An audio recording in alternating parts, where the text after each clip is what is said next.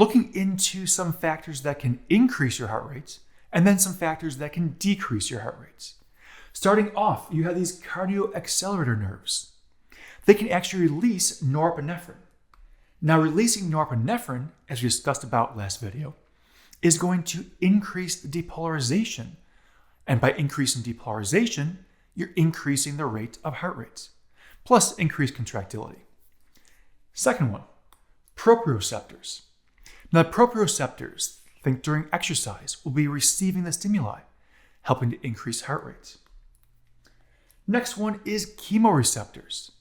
Now, these chemoreceptors can increase heart rates in response to several different chemicals.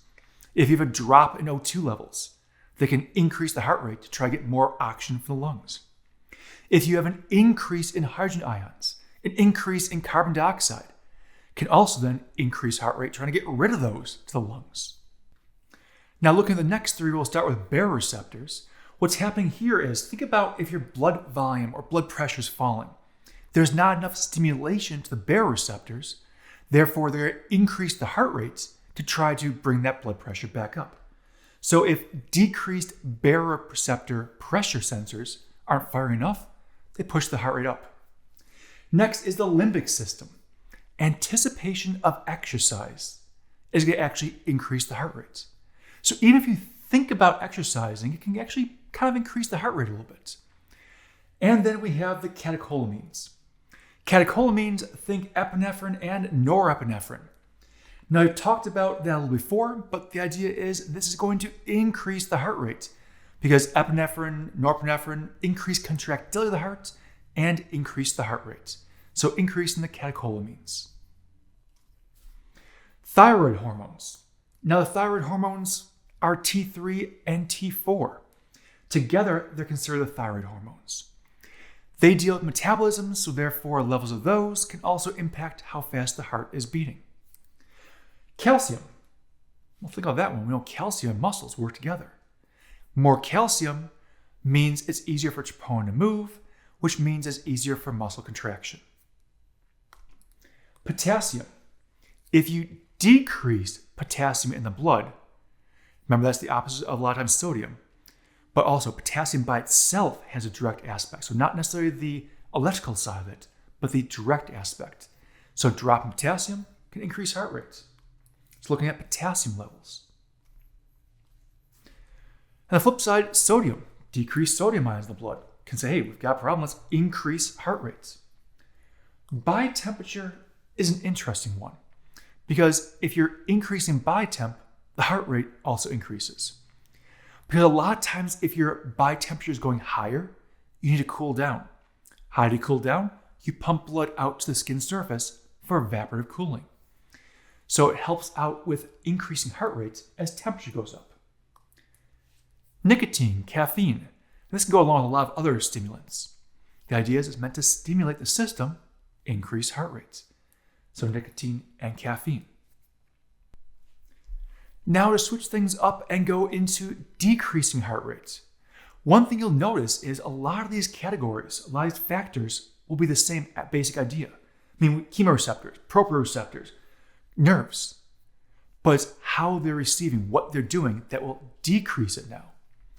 The cardioinhibitor nerves, vagus nerve, that's the parasympathetic system.